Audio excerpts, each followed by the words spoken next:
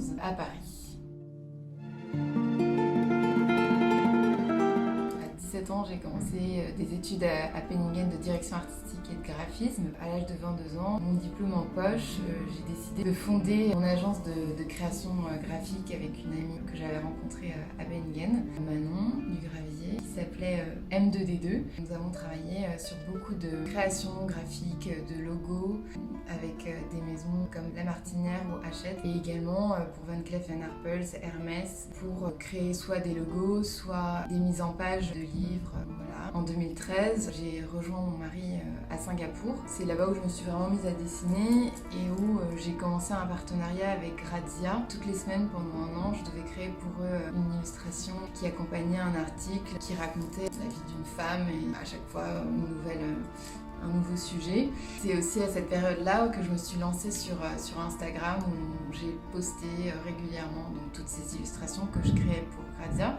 Parmi les illustrations, j'avais créé une illustration avec des produits de beauté. La première affiche où j'avais regroupé tous les produits de beauté que je rêverais d'avoir dans ma salle de bain. Ça s'appelait My Dream Shelf, donc il y avait une vingtaine de marques regroupées. Cette image, je sais pas, elle était un peu magnétique parce qu'elle était montrée sur un site qui s'appelle Glossier, qui était très très branché à l'époque. Lorsqu'elle l'a publié, en fait, tout de suite, ça m'a amené énormément de followers. Je comprenais pas trop bien ce qui se passait. C'est là où j'ai eu beaucoup de contrats qui ont commencé à arriver dans le milieu de la beauté.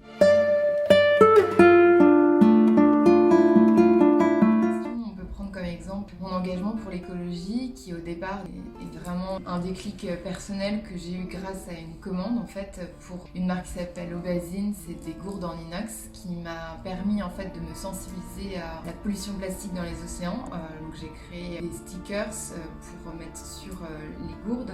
Donc grâce à cette collaboration, j'ai vraiment eu ce besoin de me nourrir et de comprendre plus ce problème écologique et aussi comment l'intégrer dans mon quotidien, me rendre active. J'ai trouvé un livre qui m'a vraiment aidée, qui s'appelle Zéro déchet de Beatrice Johnson, qui explique un peu comment diminuer ses déchets dans le quotidien, avoir moins de plastique dans sa cuisine, dans sa salle de bain. Je me suis prise d'une nouvelle passion un peu pour le zéro déchet. C'était bien d'agir à mon niveau, mais le mieux c'était de partager en fait ce que j'étais en train de comprendre. Qu'en fait, au moment où j'ai commencé à partager, mais avant-après, par exemple, la première image que j'ai postée, c'était un sachet de thé et à côté, c'était une boule à thé qu'on peut remplir, qui enlève le déchet du petit sac en papier. Ça n'a l'air de rien, mais en fait, ça a été liké genre 1800 fois. En général, ça tourne autour de 100, 200, 300. Donc c'était vraiment, je me suis dit, ah, il y a quelque chose qui doit être juste parce qu'il y avait beaucoup de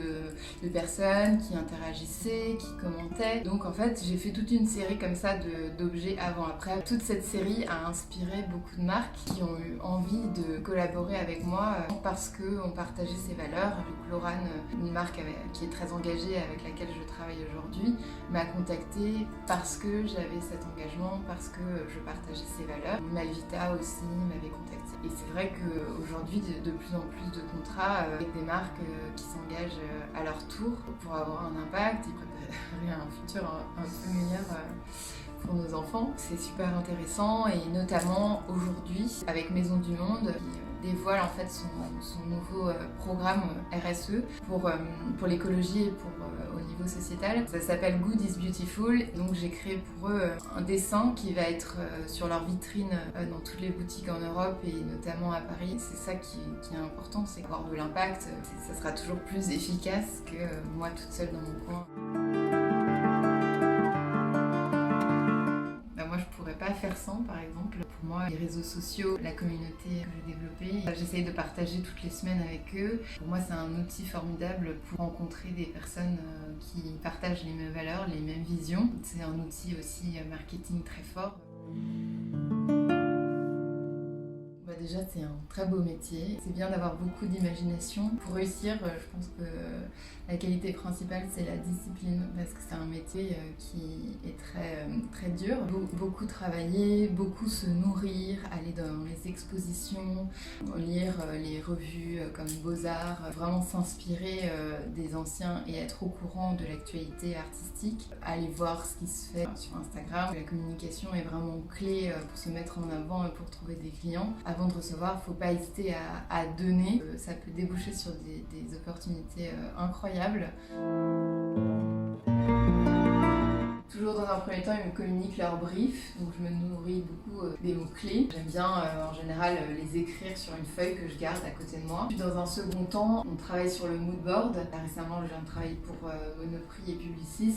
Par exemple, je vais travailler sur la côte Amalfi. Ce que je fais dans un premier temps, c'est que je cherche des inspirations sur Pinterest. Ce sont de paysages, donc ça peut être aussi dans des livres. Puis donc, je fais des tableaux où je regroupe un peu des palettes de couleurs, des images, des peintres qui m'inspirent ou des affichistes comme Villemot ou Savignac. Après cette période de mood board, donc j'imprime tout. Ce que j'aime bien faire, c'est les afficher pas loin de moi. Comme ça, je les garde bien en mémoire, je les ai sous les yeux. Une fois que les mood boards sont terminés, je passe vraiment à la création où je vais proposer 3 pistes créatives. Je travaille sur Illustrator. Dans un premier temps, je dessine. Par exemple, là, c'est pour une marque qui s'appelle Maison Orso, sur un papier. Je le prends en photo et je le passe sur ma tablette graphique. Après, je viens dessiner avec le pinceau. Et voilà, en fait, on voit après. Et donc ensuite, j'envoie mes 3 pistes. Le client ou la marque donc choisit et puis je retravaille en général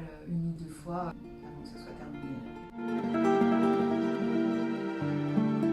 En ce moment, je suis inspirée par le fauvisme, en fait, tout ce courant artistique du début du XXe siècle, de Phil et Henri Matisse, André Derain et Maurice de Blain. Pourquoi ? Parce que en ce moment, j'ai besoin de couleurs. On peut voir que ce sont des paysages aux couleurs un peu, entre guillemets, fauves, criardes, très chaleureuses, qui donnent beaucoup d'énergie. J'aime bien ce côté un peu électrique. Après, l'artiste Andy Warhol, cet artiste américain, depuis que je sais pas, je dois avoir 18 ans, me fascine. De par son parcours, sa personnalité, par sa réalisation. Lui aussi, il a fait beaucoup d'illustrations pour la presse, notamment des illustrations pour les magazines Glamour ou Harper's Bazaar. Donc il dessinait beaucoup de chaussures, de silhouettes de femmes. Et puis ensuite, il a eu un espèce de déclic. Il s'est mis à faire tout ça, mais en gigantesque, avec la technique de la sérigraphie dans son atelier Studio 54. Ce que j'aime avec cet artiste, c'est la grande facilité qu'il a à entrer en contact avec les personnalités et les célébrités de l'époque. Je trouve qu'il c'était un peu un génie de la communication. J'adore cette image de l'artiste qui vraiment, de son vivant, profite. C'est quelqu'un qui a beaucoup de panache, qui a vraiment su exprimer son talent. Il a très très bien décrypté son époque, l'actualité, le côté surconsommation, le côté de la télé, tout ça. Je sais pas, je trouve qu'il est totalement visionnaire, absolument pas has-been encore aujourd'hui. Je pense qu'il inspire beaucoup de personnes. Je l'ai toujours dans le coin de ma tête en me disant qu'est-ce qu'il aurait fait lui aujourd'hui. Aujourd'hui, il serait comme un poisson dans l'eau.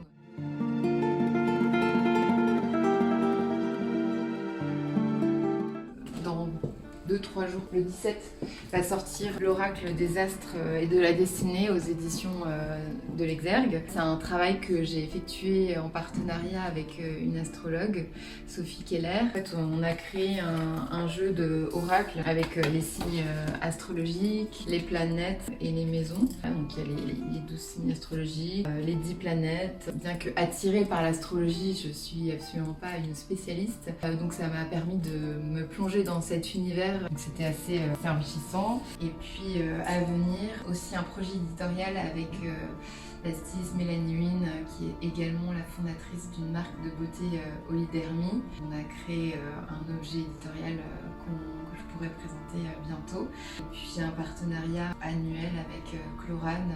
Tous les temps forts de l'année, je crée des images pour eux. Et par exemple pour L'Oréal, j'avais créé cette trousse. Pour Hervé Hérault, j'ai créé ce packaging qui s'appelle Secret de sel. C'est des sels de bain mélangés avec des plantes. Ici, c'est une création pour la marque Enfance. Donc, c'était un coffret pour Noël. Mais je fais aussi des couvertures de livres. Donc ça, c'était pour l'auteur Hélène de Montaigu. Ici, c'était pour la Maison du Japon. J'avais fait cette affiche en partenariat avec Manon Dugravy. C'était à l'époque où j'avais mon agence M2D2. Mais je fais aussi donc, des vitrines et puis des petites cartes postales. J'avais fait pour l'hôtel Petit Lafayette, pour la marque Aubazine. Puis ici, c'est pour la marque Laurette et Jasmin. Une boutique de seconde main spécialisée dans le luxe. Et puis ici, aussi des illustrations que j'avais créées pour le magazine interne de LVMH qui s'appelle Eyes, dans lequel j'avais créé le portrait du créateur Nicolas Kirkwood, qui est un créateur de chaussures voilà, haut de gamme et qui avait été racheté par LVMH. Pour terminer, j'ai un partenariat avec le magazine Gala. Je crée pour le magazine environ 2 illustrations par mois avec une bande de filles, toujours sur le sujet de la mode. Donc j'ai écrit aussi en plus de l'illustration. Merci beaucoup Marine pour cet entretien et nous vous souhaitons une très belle continuation. Merci beaucoup et bonne journée.